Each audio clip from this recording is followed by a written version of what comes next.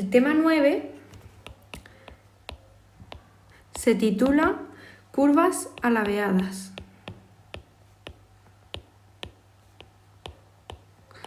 Con curvas alabeadas me refiero a curvas que están en el espacio, en las 3 dimensiones. Recordad que en el tema 8 vimos las curvas planas y este tema 9, que enlaza con el anterior, vamos a trabajar las curvas en el espacio, las curvas alabeadas. Entonces, voy a comenzar definiendo qué será una curva alabeada. Sea I un intervalo AB de R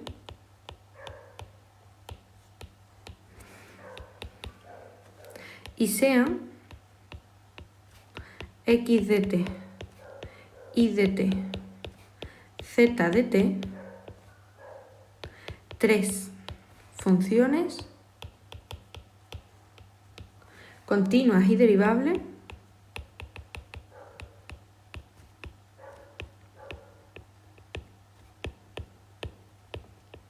en I. Entonces, se llama curva alabeada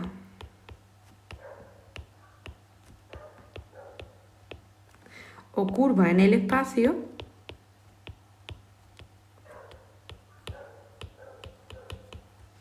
al lugar geométrico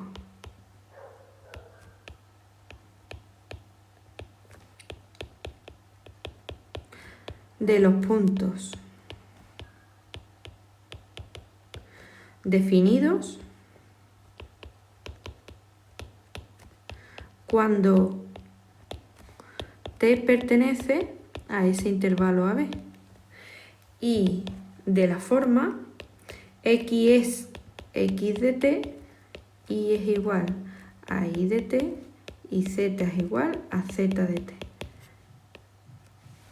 ¿De acuerdo? De esta manera se definen las curvas alabeadas. Normalmente le ponemos t perteneciente al intervalo y precisamente a esto de aquí se les llama ecuaciones paramétricas.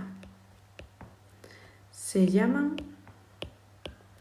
ecuaciones paramétricas de la curva. Aparte de esta definición de denotar las ecuaciones de las curvas alabeadas como las ecuaciones paramétricas, también se utiliza la notación vectorial.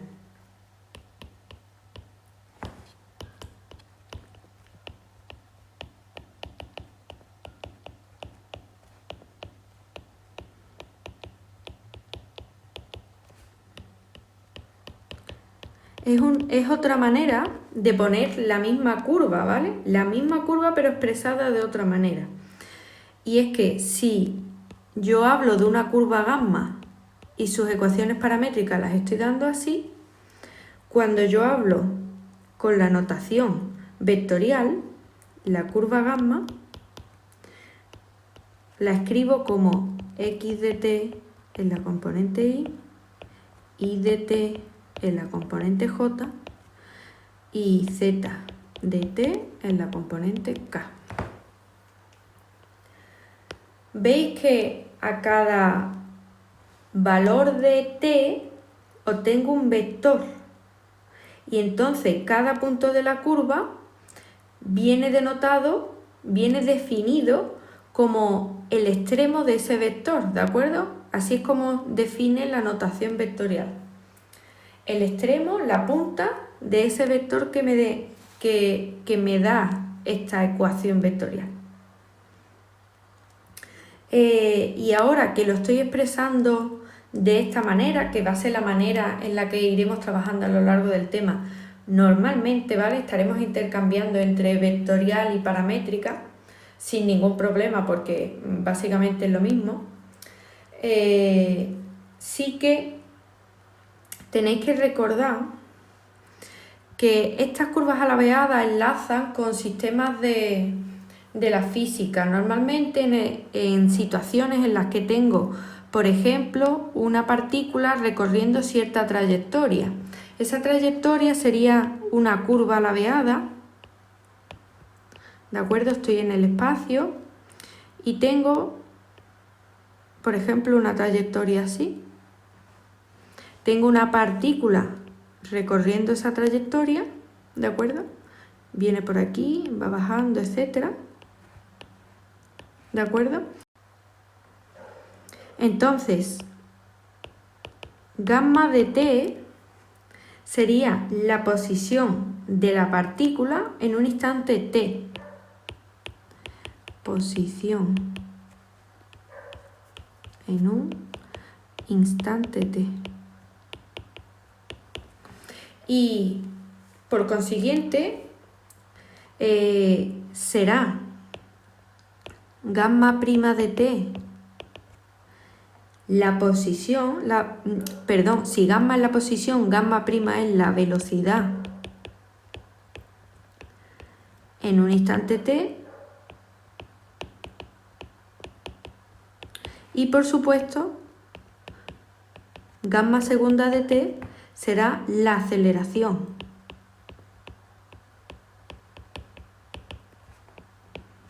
en un instante t.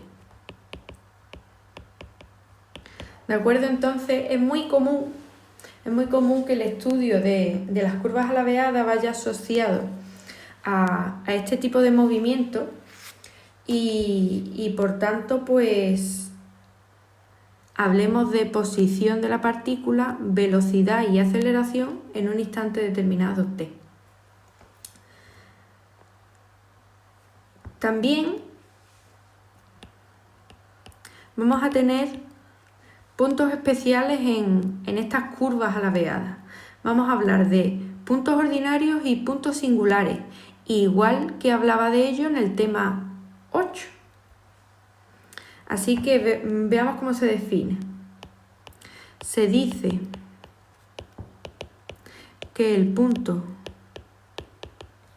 P, un punto que ahora tiene 3 componentes. Este punto P, daos cuenta que está en una curva gamma. Así que esto en realidad también se puede expresar como x en cierto instante t sub 0, y en cierto instante t sub 0, z en cierto instante t sub 0. ¿De acuerdo? Entonces, bueno, se dice que el punto P, obtenido al darle al parámetro el valor t sub 0, es un punto singular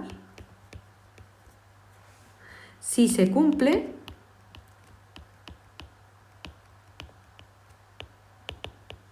que, pues igual que en el tema 8, x' en ese instante t sub 0 es 0, y' en el mismo es 0 y z' en el mismo es 0. Es decir, es un punto singular si todas las derivadas se anulan en él. Y por supuesto, en el caso de que alguna derivada sea distinto de 0,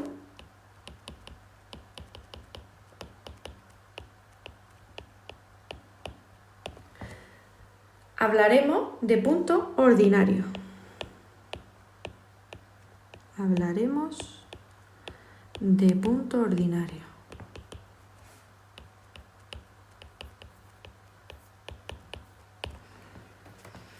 Vamos a ver algún ejemplo.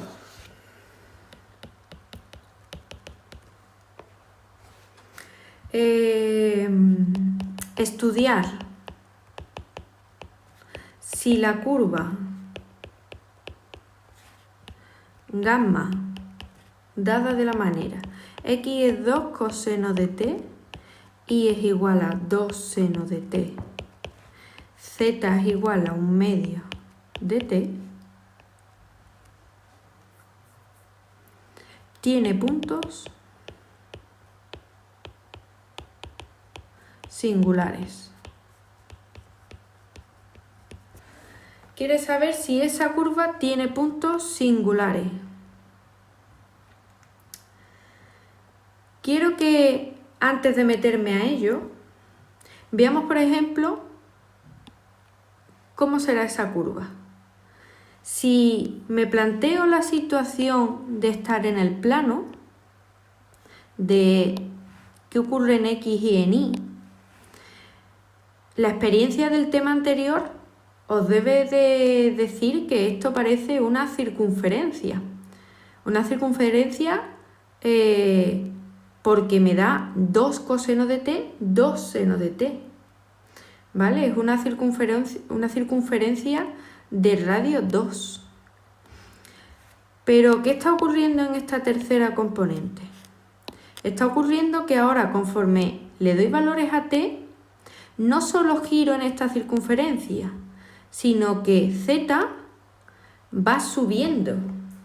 Z va subiendo. ¿Qué tengo entonces?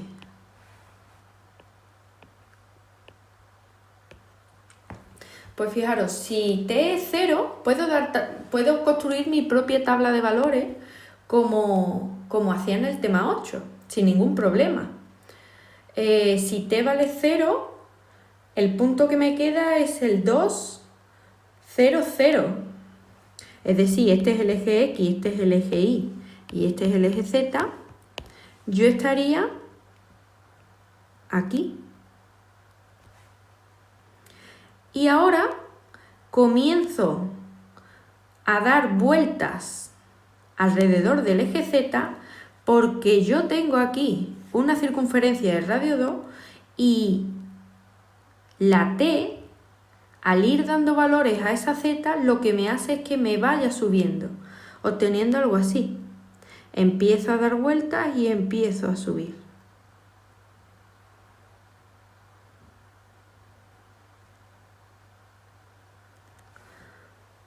¿De acuerdo? Esta curva se llama hélice circular.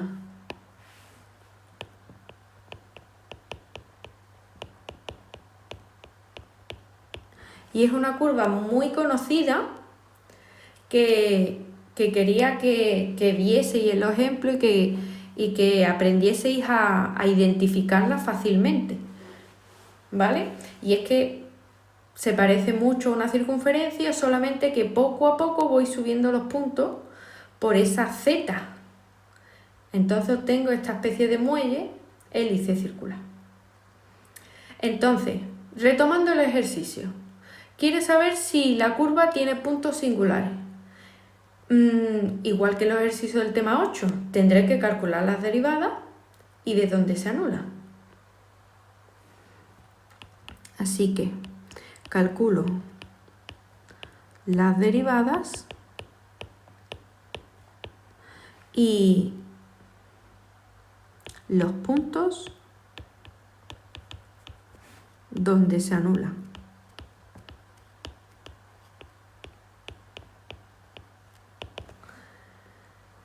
Vamos a ver, x es 2 coseno de t, así que x', la derivada del coseno es el menos seno, así que tengo menos 2 seno de t.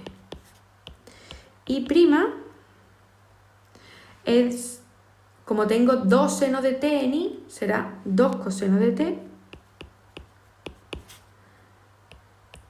Y z', estoy derivando respecto de t, pues me queda un medio. ¿Qué ocurre? Pues ocurre que esta tercera componente nunca se va a anular. No se anulará para ningún t. Para ningún t se anula la tercera componente. ¿Qué ocurre? Que yo, para tener puntos singulares, todas las componentes debían valer 0, todas.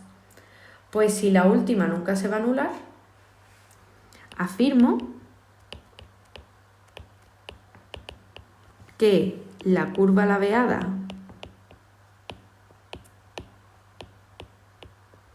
dada no tiene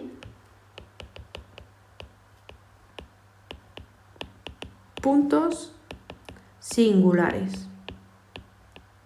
Esta no tiene puntos singulares. La hélice que me da el ejercicio no los tiene, ya que la última componente nunca se anulará y los puntos singulares son los que las tres derivadas se anulan a la vez. Otro ejemplo. Para la curva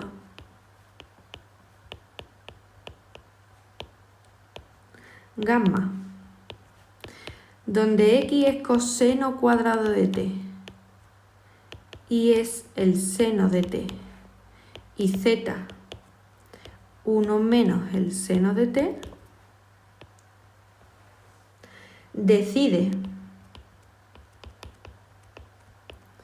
si los puntos correspondientes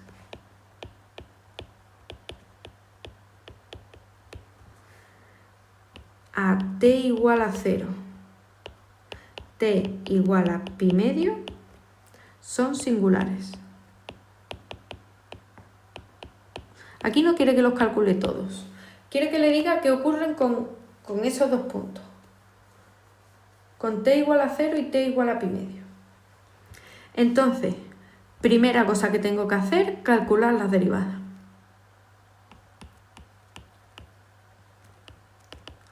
Tengo que calcular las derivadas.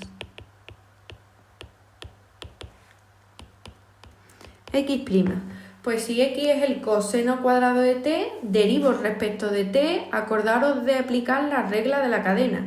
Primero lo demás afuera, es decir, la potencia, y después tendré que poner la derivada de lo de dentro, del coseno.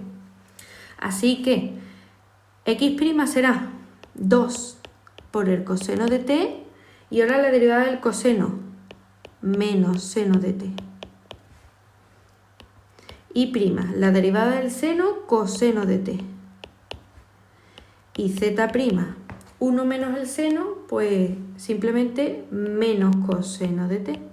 Aquí están las derivadas. Ahora, veremos qué ocurre en cada uno de esos dos puntos. Así que distingo. Para t igual a 0 será, pues x' en 0, tengo que el seno de 0 es 0, así que 0. Y', coseno de 0, 1, así que y' en 0, 1. Y z' en 0 pues será menos 1. No todas las derivadas se anulan. No todas las derivadas se anulan. Así que se trata de un punto ordinario. El punto correspondiente a t igual a 0 será un punto ordinario. Para el otro punto, para t igual a pi medios, x' en pi medio, pues como el coseno de pi medios vale 0, esto vale 0, y lo mismo me pasa con las demás componentes. Coseno de pi medio 0 y menos coseno de pi medio 0. Por tanto, todas se anulan, todas las derivadas se anulan y estamos ante un punto singular. Ante un punto singular. También, terminando ya los ejemplos, ¿vale? Ya esto es prácticamente el repaso del tema 8. Es básicamente igual el cálculo de los puntos ordinarios y de los puntos singulares. Pero aquí, en las curvas alabeadas, va a tener interés el cambio de parámetro, ¿vale? A veces va a ser interesante, en lugar de tener la curva expresada en función de t, como digo aquí en general, ¿vale? En lugar de tener la curva expresada en función de t, la ecuación paramétrica en función de t o la ecuación vectorial, va a ser interesante cambiarlo a cierto parámetro de forma que los cálculos sean más sencillos, ¿vale? Entonces a veces conviene pasar de un parámetro t a otro parámetro lambda por un cambio de variable. Vamos a definirlo. Vamos a definir el cambio de parámetro.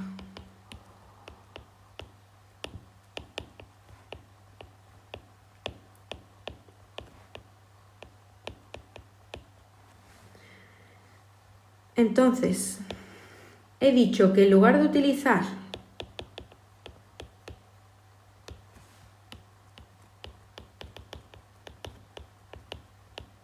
t como parámetro, podemos usar otro parámetro lambda, haciendo un cambio de variable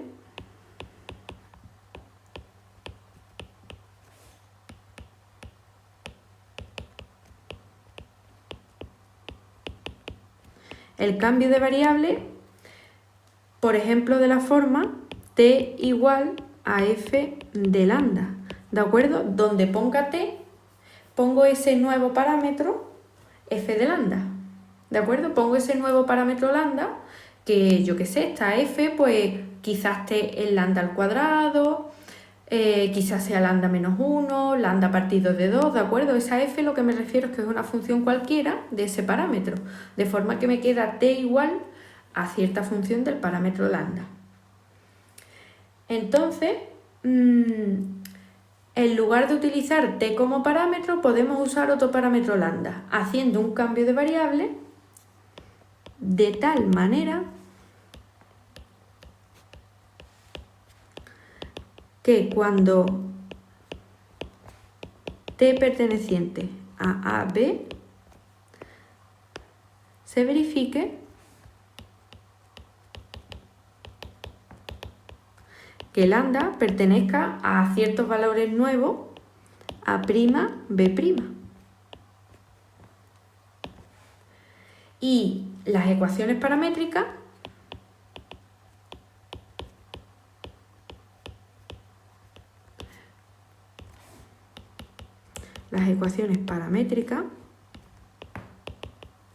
quedarían, pues yo normalmente escribo x igual a x de t, pero como estoy haciendo el cambio f de lambda, será x de f de lambda. Y será y de f de lambda. Y z será z de f de lambda. Y lo más común es expresarlo directamente como x de lambda, y de lambda y z de lambda. ¿De acuerdo? Como unas nuevas funciones que dependen de lambda. Unas nuevas funciones x mayúscula, y mayúscula, z mayúscula que dependen de lambda. Ahora bien, cualquier cambio de variables t igual a f de lambda es válido. Es decir, ¿tiene que cumplirse algo? Sí, tiene que cumplirse algo. ¿De acuerdo? No me sirve cualquier cambio, esa f de lambda no puede ser cualquiera propiamente dicha, sino que tiene que verificar una propiedad muy importante, y es que un cambio de parámetro se dice que es admisible cuando mantiene el carácter de los puntos.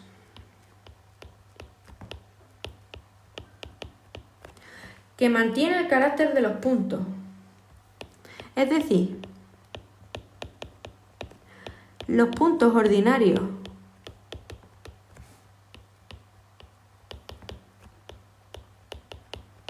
siguen siendo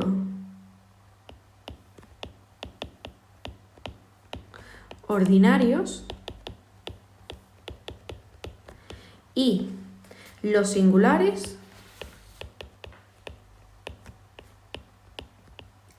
siguen siendo singulares. ¿Y cómo compruebo esto? Tengo que comprobar que en la curva laveada todos los puntos que eran ordinarios siguen siendo ordinarios y todos los puntos que eran singulares siguen siendo singulares. ¿Tengo que ponerme a comprobar eso con todos los puntos? No, eso sería horrible, ¿vale? Eso sería horrible. ¿Qué tiene que verificarse? Pues hay una condición necesaria y suficiente para hacer cambio de variable y es muy sencilla. De hecho, es una condición relativamente poco restrictiva y que involucra muchas posibilidades para esa función f. Y es la siguiente. La condición necesaria y suficiente para que un cambio de parámetro t igual a f de lambda sea admisible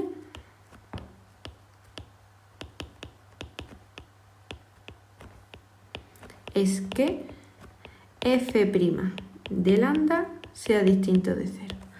Mientras no se anule la primera derivada de esa función f, el cambio es admisible. Así que, como estáis viendo, hay muchísimas funciones que verifican esto. ¿De acuerdo? Hay muchísimas funciones que verifican esto. ¿Vale? Hay muchos cambios de variables posibles.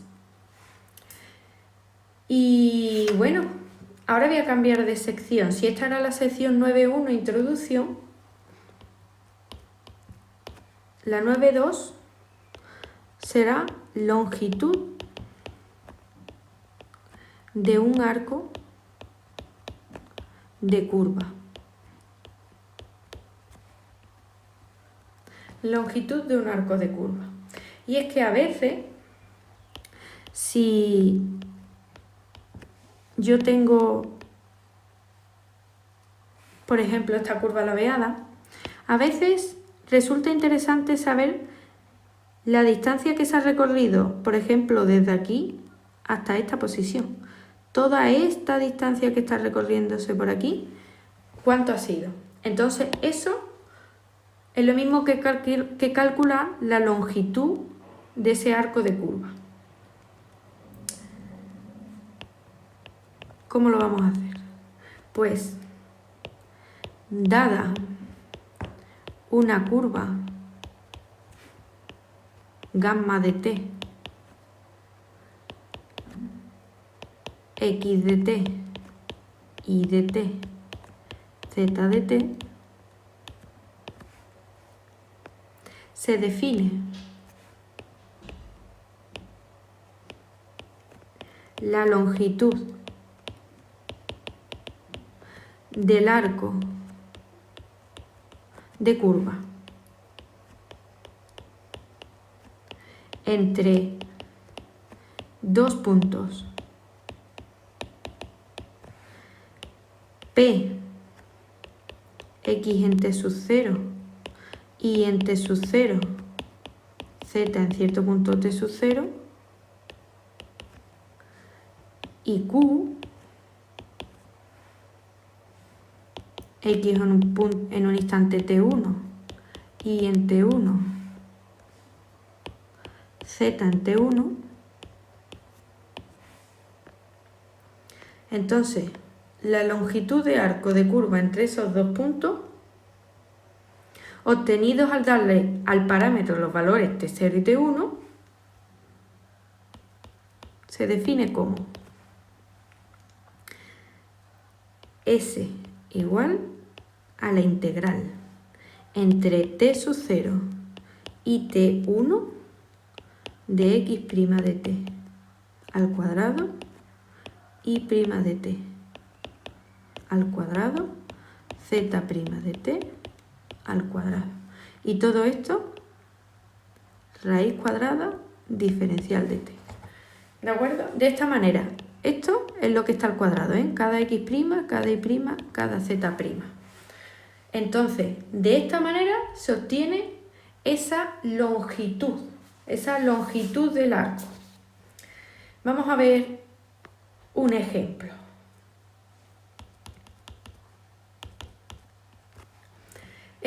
Vamos a seguir el ejemplo de la hélice circular anterior. ¿De acuerdo? La hélice que di anteriormente era x igual a 2 coseno de t, y igual a 2 seno de t y z igual a 1/2 de t. Esta era la hélice circular. Pues ahora quiero calcular la longitud de arco entre los puntos correspondientes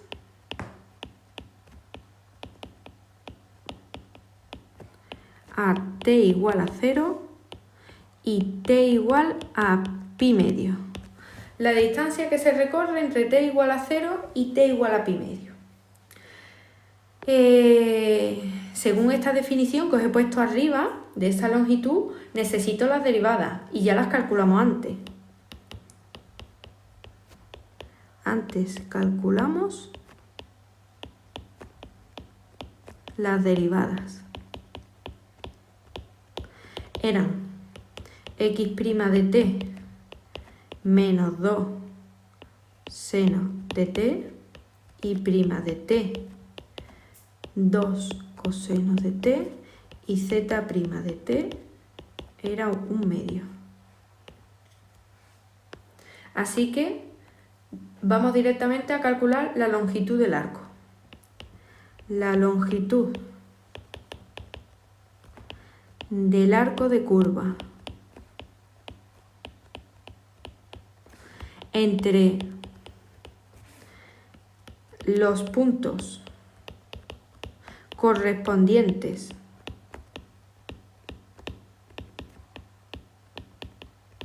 a los valores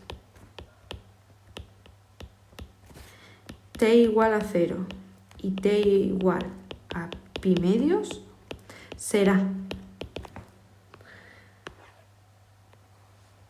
S igual a la integral entre 0 y pi medio. Ahora dije las derivadas al cuadrado menos 2 seno de t al cuadrado 2 coseno de t al cuadrado 1/2 al cuadrado.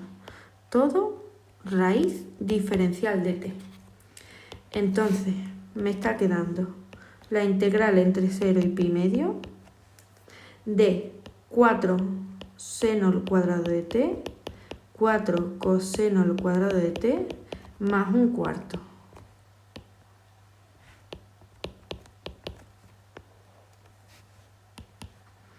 La integral entre 0 y pi medio, ese 4 lo puedo sacar factor común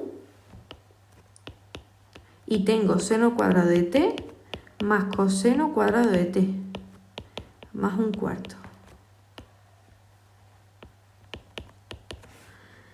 Recordaréis que el seno al cuadrado de t más el coseno al cuadrado de t vale 1.